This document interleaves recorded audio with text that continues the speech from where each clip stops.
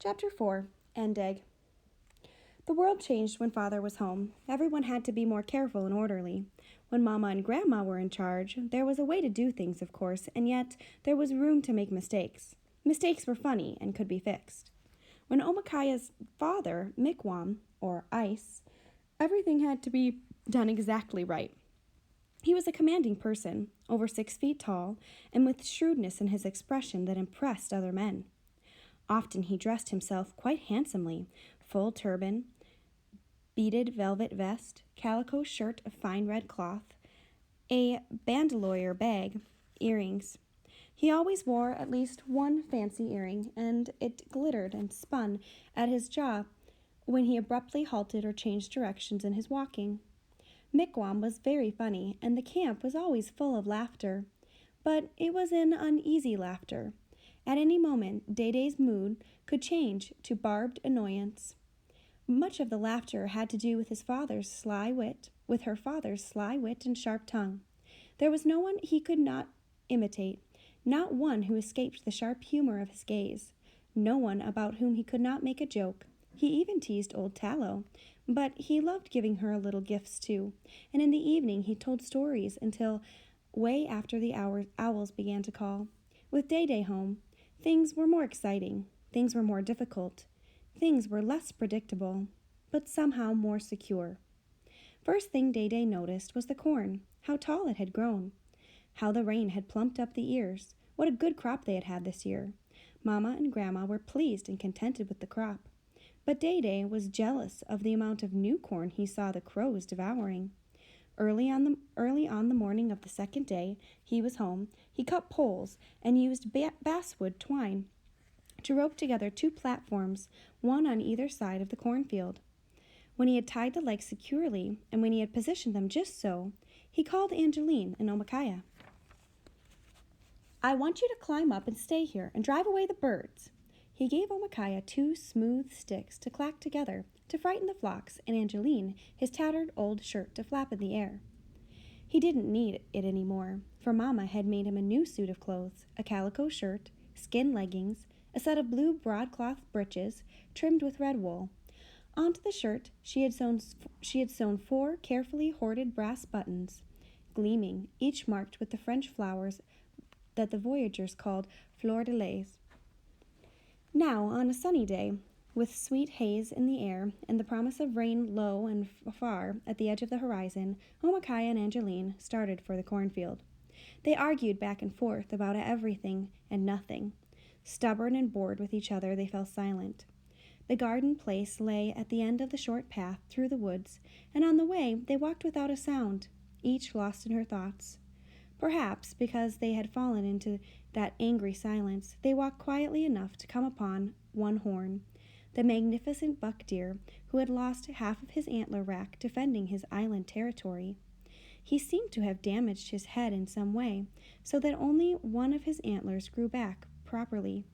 It was a beautiful antler, proud and pointed, but the other one was only a stump.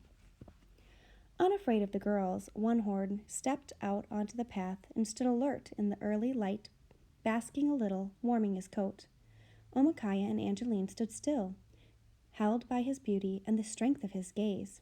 His graceful, leaf-shaped ears tilted forward as though he could hear their hearts beating. His brown eyes were commanding and kind. He took a step toward them and stopped. Another step. Stopped. And then suddenly, as though yanked into the air by a giant invisible rope, he leaped. He disappeared. "He must have heard something we didn't," Angeline said, and sure enough, Day-Day was behind them. Right behind them, with no warning. "What's wrong with you girls?" he said, his voice sharp. "The crows are feasting while you stand here and jabber." He walked past them, his stride long. They hurried to the field, climbed onto their platforms, and shooed away what few birds had settled in the corn. At first, it was fun to wave and shout across the field from their perches. "Boozhoo!" called Omikaya. "Boozhoo!" called Angeline. "Nonady bwissin!" Omikaya yelled. "I'm hungry too," was the answer. "What did you bring to eat?" Angeline had brought nothing. We could roast some corn, suggested Omikaya from across the field. We could roast some crows, cried Angeline. How will we catch them? Shouted Omikaya. I'll get Nokomis's fishing net, Angeline answered. We'll throw it over them when they land. So far, not a single bird had eaten so much as a kernel of corn, because the two girls were making so much noise. But as soon as Angeline left her stand to fetch the net from Grandma, a whirling cloud descended. The smart crows and red-winged blackbirds knew when their chances of getting a bite of corn had improved. The crows spread over the corn with the cries of greed. Ravens, bigger and smarter, waited on the outskirts of the field to see whether it was safe to join the feast. Determined, Omikaya yelled louder and clacked her sticks. She had helped harvest each seed saved in Mama's seed bag.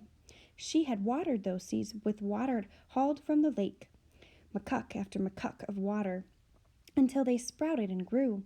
Then she had loosened the earth and weeded with Mama's big moose antler hoe, and her own smaller hoe carved from a crooked tree branch. She had guided these corn plants and worked hard, and she was not, now, going to give up the winter's dried corn soup to a flock of birds, no matter how hungry they were. Again the birds fell on the corn with starving cries. Again Omikaya ran down screaming to drive them off. Day was right. The birds' eyes glittered greedily as they tore into each plump ear of corn and pecked at the juicy young kernels. Their cries were ferocious.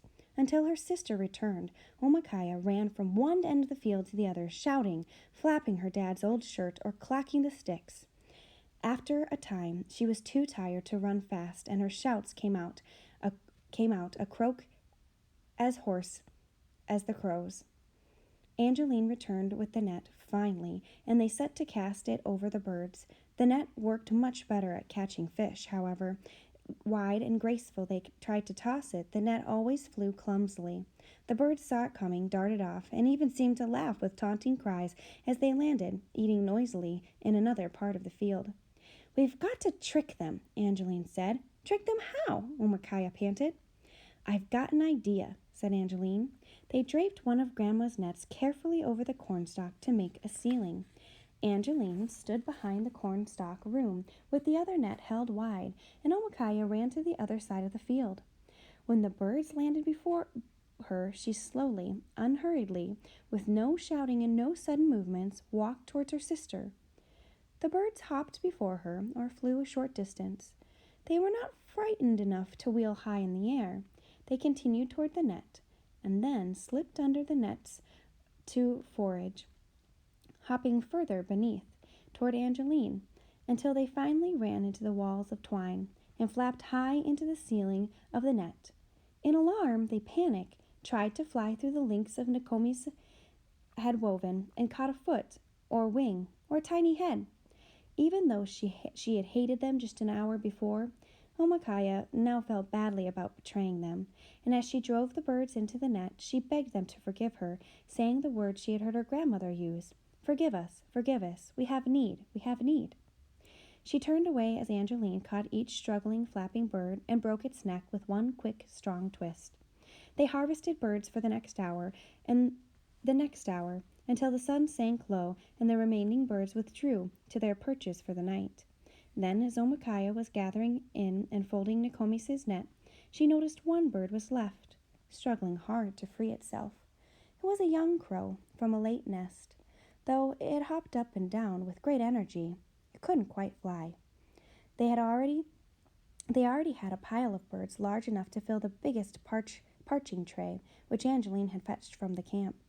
Omikaya decided to set this last bird free, and she gently undid the basswood fiber twine from a sharp, black-clawed foot, its neck, a ragged baby feathered wing. Holding the bird in her hands, she set it on the ground and waited for it to fly off. It sat still. When she tried to shoo it into the air, it only hopped a few steps, dragging a hurt wing. Omikaya looked around for a heavy stick to club it, to put it out of its pain. And then something stopped her. She looked down at the bird.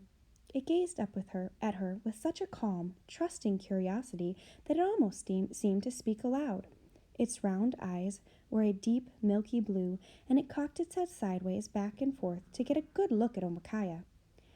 She looked around to see if Angeline was watching. She wasn't. With a swift movement, Omicaya reached down and scooped the bird into a small carrying sack at her waist. It nestled in so silently that she soon forgot all about it. Omicaya and Angeline spent what seemed like an endless time plucking the birds, cleaning them, scorching the pin feathers, though those just growing in, too tiny to pull off. When the birds were ready to roast, Mama packed them close together along with wild onion bulbs and then pressed rich steam bed muck carefully around them. She set them in a pit in the middle of the fire and heaped live coals around the bald mound of mud.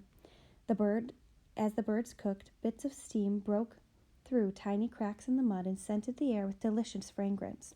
A few ears of ripe new corn, blueberries, and strong tea of wintergreen made the rest of the feast. When the birds were done, Mama used a stick to roll the ball of birds from the fire, and then she cracked open the baked mud. Sitting down together around the fire, they ate roasted ears of corn, sweet blueberries, and picked the delicate meat of the tiny bird bones. Off the tiny bird bones. Each bird was no more than a few handfuls, hot, tasty, spiced with oniony brown flavor. There was more than enough to fill each person, and they were all satisfied. "These are my daughters," said Day proudly. "Not only did they save the corn today, but they caught and plucked our dinner. They are hunters." He took his pipe from its bag to smoke it in their honor, and each girl felt a warm, proud sensation. They leaned back a little, looking in the fire, and Nokomis also took out her woman's pipe. She filled the bowl with the nick, tamped her pipe carefully, and lit it with a glowing stick. Omicaya wanted to ask her for a story, but she knew that her Nokomis always refused, no matter how hard they begged, until the last frog was safely sleeping in the ground. Day, with his half-white blood, could often be persuaded because the stories he told were different from Nokomis's. Hers were Addiscan stories, meant only for winter. Day usually talked about his travels, the places he'd seen, and the people, the close calls, the monumentous encounters with animals, weather, or other Anishinabeg, and best of all, ghosts. After he'd smoked his pipe, at Angeline's request, Day spoke. Day's ghost story. We were coming out of the rapids about 2 days from Boating, in a part of the river I knew all too well, when I tasted a storm. The last thing I wanted right about then was a storm. I wanted to get my men and our canoe past that spit of land. It's shaped like a little hook and juts out into the river. The name of that place is Where the Sisters Eat. I wanted to get past it because we were hoping to catch up with a certain trader and sell to him. Besides, as I'd heard it, nobody liked to camp where the Sisters Eat. Strange things happened at that place. Still, when the sky opened and the rain poured down, I decided that my fears were foolish. As much as my men wanted to go on, I decided we had no choice. They grumbled, but we pulled into shore, dragging our canoes up to the drier ground under the pine trees. By then, the rain was driving down hard. The wind was shaking the trees. There was no question of making a fire. We just had to wait it out in the cold and the dark. So I heaped pine needles and soft branches in a bed, rolled myself underneath the canoe in my blanket. So far, everything was fine, I thought. Maybe the stories I had heard about the place were lies, things that never happened. I turned over to try and get a little sleep.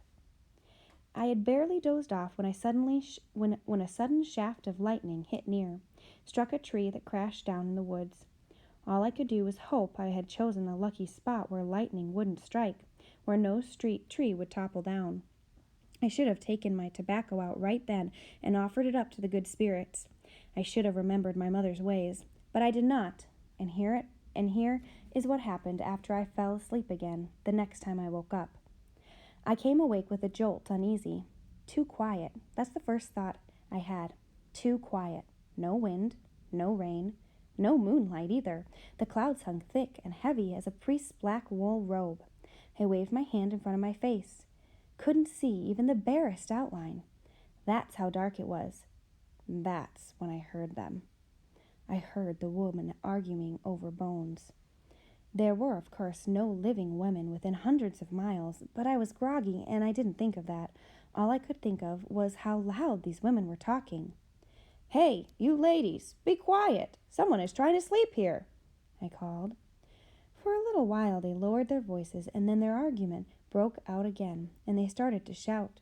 They had settled down to quarrel near my canoe, and I was now steaming mad. "Bakian!" I yelled at them, loud and harsh, to be quiet. Again they lowered their voices, but just as soon as I got comfortable again and started to doze, they broke into a loud chatter once more.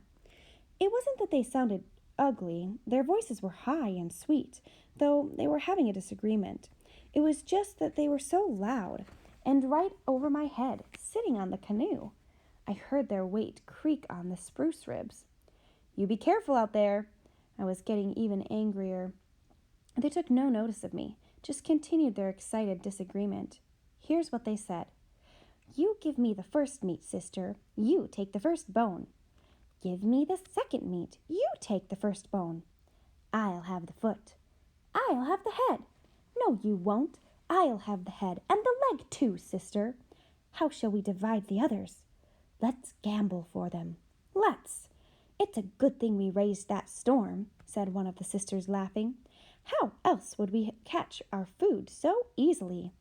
"My stomach hurts," was the answer. "It's been a long time since we caught this many." And then, all of a sudden, I understood.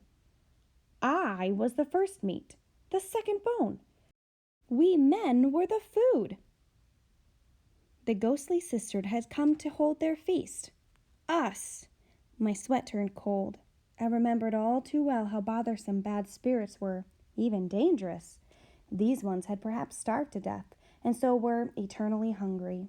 They themselves had revealed how they struck up the storm to force travelers to seek shelter. No wonder my men had wanted to camp out on the spit of land called Where the Sisters Eat. Day fell silent then, and stared into the fire at the center of the Wakagun. Nobody said a word.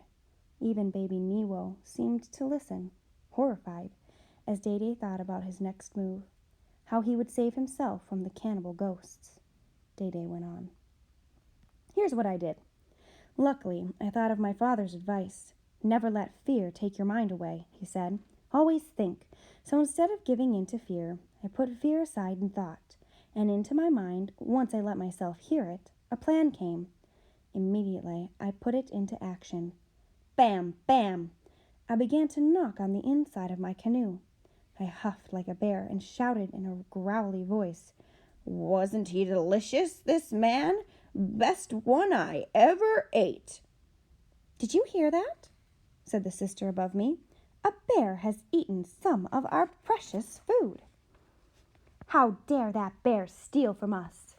They were both furious, and to make them more furious yet, I stuck the butt of my rifle out and whacked one of their feet hard.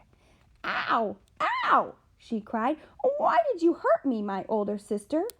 "I didn't," said the older. "Did too," shrieked the younger. "You and that bear, always lying and greeting." "Me and that bear nothing. Take that. Ow!" Day gave a horrifying shriek that made the skin on Omakaya's neck crawl, heart jolt, scalp tighten with fear. She snuggled deeper into the blankets and robes next to Grandma, who held her tight. "Yow!" Again, Day gave his version of the ghostly shriek. Big Pinch covered his head and crashed into Mama's lap. Day let a silence fall, and then told the ending in a hushed, spooky tone. The two sisters began to hit at each other, first with their fists, then with sticks, then with rocks pulled from the ground. While they were occupied with trying to kill each other, I loaded my canoe, quick as could be. I could hear the others doing the same, no doubt listening to the sisters' plan to eat us. The men had been shaking in their blankets. Just as we were pushing off, one of the sisters noticed us leaving, and with a scream she bounded toward us. I was the last one out, steering from behind. I shouted to my men, "Paddle, men, paddle hard!" Still, the evil sister managed to grab my shirt and rip it almost into shreds. "Just see." Day solemnly produced the pieces of shirt that his daughters had used to frighten off the birds that day. Big Pinch gasped, and the girls were silent. "Yes," said Day, "it was lucky I got out of there alive. And do you know, after I hit the ghost with the gun barrel, the gun split on me and refused to let me fix it. Fortunately, we did catch up with that trader who always made such a good price to us, and luckily, too." Day drew out the last word teasingly, which made the girl's ears perk with interest. "Luckily, I was able to trade for a few small things." Day drew a little cloth-wrapped package from inside his shirt. He opened the package with such care that Omikaya thought he might have brought back a live thing. Perhaps a small squirrel, or maybe, she momentarily recalled the tiny bird in her carrying sack. Was it even still in the corner? Probably it was quite dead by now. Omikaya felt a pang. She focused again on Day's gift. He loved giving gifts, drawing out the suspense, and he always chose wonderful things. This time he drew from his small sack a long, thick band of indigo ribbon for Angeline. For Mama, a precious dress length of calico cloth, deep red, with blue and pink flower sprigs all over it. For Grandma, tobacco, a big twist of it, golden brown. Big Pinch received a small knife, and baby Nemo one tiny piece of velvet to lay against his soft cheek. As for Omikaya, something special was in store, said Day, something he had made himself. She caught her breath. "Nah," he said. "Here, this is for you." He handed her the sawed-off length of his gun barrel, the one that ruined itself after he struck the ghost's sister's feet. The end of the gun barrel was pinched together with tongs and given a rough, sharp edge. It was clearly, Omikaya gulped to see it, a hide scraper. "When Mama showed me what a good job you'd done on that moose hide for my moccasins," said Day, "I decided you should have my old gun barrel for your own first scraping tool. The skins you prepared for my moccasins are very fine. From now on, I want you to prepare skins often for Mama and for me. Take this," he said. Omikaya was confused. Pride fought with dismay inside her heart, and she took the gun barrel hide flesher from her father with a conflicted heart. Preparing hides? Her most hated work? And now, just because she had done a good job one time, she was picked out special for the rest of her life. She would be condemned to soften, tan, and work with stinking hides. "No," she wanted to say, "I won't take it. I want a ribbon like Angeline's, only red maybe, or yellow. Cloth, please, a bit of sweetness, a licorice stub, anything else at all." But she took Day's gifts with a tender thanks, knowing how much he delighted in choosing the presents and how rarely he praised. Almost resentfully, she looked over at Day's new moccasins. Surrounded and held by Mama's moccasins, they looked fresh, neat, new. Omikaya had to admit, the hide she had tanned was beautiful. Suddenly, her heart thumped, her throat shut. "Oh! Day's moccasins! Oh!" She was sure she saw it move. It had moved. She was sure of it. Again. "Nishki!" Her voice trembled. She pointed. The others looked. This time, the moccasin took a big hop forward, and everyone, even Day, cried out in surprise. They were all frozen in shock. The moccasin sat quite still. Nokomis leaned over, poked at it with a stick. The moccasin twitched, then squawked. Omikaya jumped up, for she remembered instantly that she'd left her carrying sack right next to the door with the moccasins. Sure enough, her bird popped its head out, bright, and in the sound of everyone's laughter, it blinked with interest, cheerful, greedy, hungry, unafraid.